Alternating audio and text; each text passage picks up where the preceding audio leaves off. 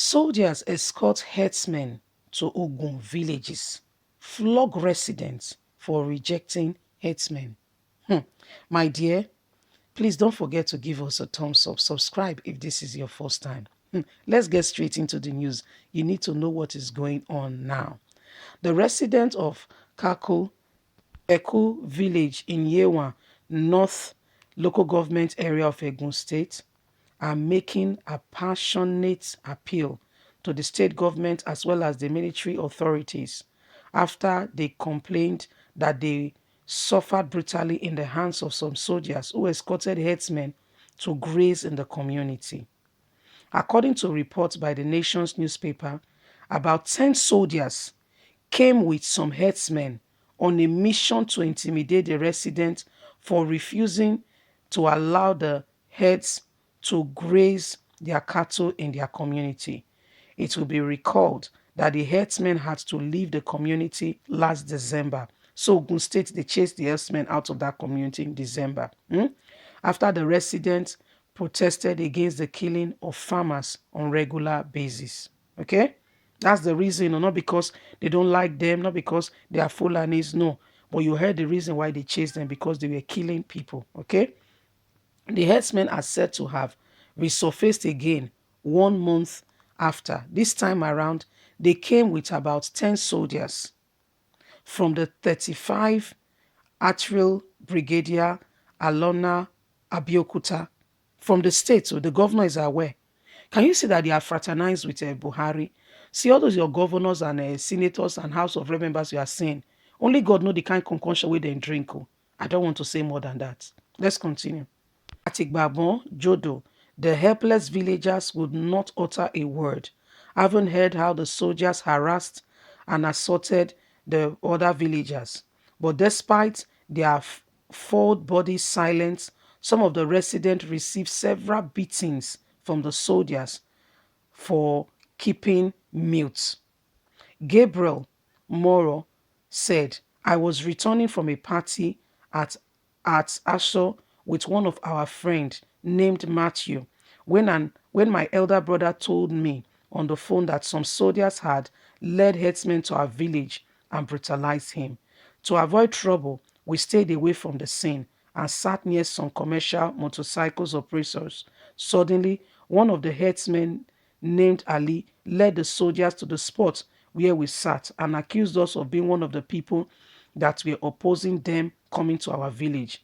Maru said, everyone was frightened by the action and utterance of the soldiers, but I summoned courage to tell them how a geography teacher, Mr. Yomi Akinola, and two students of the community high school, Ibukun, among others, were killed by the herdsmen, while our women were raped and killed on their way to the farm. Moru blot out comments outraged the herdsmen, who immediately asked the soldiers to deal with them. So can you see that Nigerian government, federal government have sent soldiers now to be accompanying herdsmen? You talk, herdsmen with direct, it's the soldiers now that are dealing with you. Can you see that Nigeria is a... oh, let's continue. The military man allegedly, reportedly by the herdsmen, promptly started kicking, flogging, and beating us mercilessly, leaving us seriously injured. Recalling the ugly experience, Moru said, before I knew it, the herdsman has mobilized as mentioned to the soldiers, who immediately pulled us out and started flogging us. One of the villagers, identified as Sheyi, was told boldly to challenge the herdsman for returning, but his boldness only landed him in trouble as he was beaten by the soldiers mercilessly. Aside from Morun and others, the Moko village innocent citizens of his Sale, Ibokon, and other areas and other villages were also harassed by the soldiers who came with the herdsmen. The herdsmen and the complementary soldiers traveled from neighborhood to neighborhood after leaving Ibokun, where leaving Ibokun residents seriously injured, confused, among others being helpless. So this is what is going on now. Nigeria soldiers are the ones accompanying herdsmen. I want you to infer, what do you think is happening in Nigeria? What do you really think is happening in Nigeria with regards to Nigerian government, the way they are behaving and aiding and supporting the herdsmen? As a matter of fact, boldly speaking, Garuba Shehu issued a presidential, because anything Garuba Shehu says is presidency, saying it is unconstitutional for a son, a well-known, renowned lawyer, the Ondo State governor, to say, give Herdsmen ultimatum. That is, he should never do that. Yesterday, Buhari spoke as well, saying he can never do that. So what do you mean?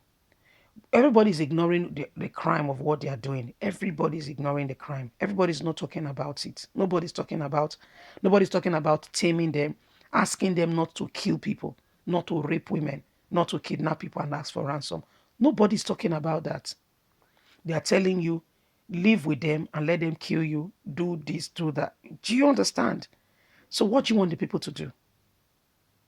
A woman husband, there is no food in the house, they have cassava in the farm. Okay, said, no matter what, I must go and bring cassava so that my wife and children will not starve. Did not return home. Just paint the scenario and see for yourself. Because they have oil money, they sell internationally, they have oil money to spend. Buhari's children and wife has left him, have relocated to Dubai. So the other people should starve. Then the governors, because they have soldiers watching them, they don't know they cannot understand what is going on with the grassroots people. Can you see that? This is what the North has been suffering and everybody keeps quiet. That is what they want to bring to the South. It will never happen. They will leave, and they will leave suddenly. The backbone on which this crime is resting has to be broken. Apart from the speaking out, thank God for the bold people like Sunday, Ibaho, and others who are speaking out and saying, we will not allow this. Thank God for the traditional monarch in Edo State who are staying with Shea Makinde, saying what you with Akeredolu, saying what you said is correct. They should leave and what have you. We need to pray. I'm 300% serious. We need to pray. Just mention what is going on in your prayers. That God will take away the backbone. That's the prayer. The backbone on which this evil atrocity is prevailing in Nigeria. God should take it out. When a man's backbone is taken away, he's crippled. He can never walk again. That's what I want God to do to these people who have come to cause atrocity in Nigeria. Leave us a comment. God bless you. Bye for now.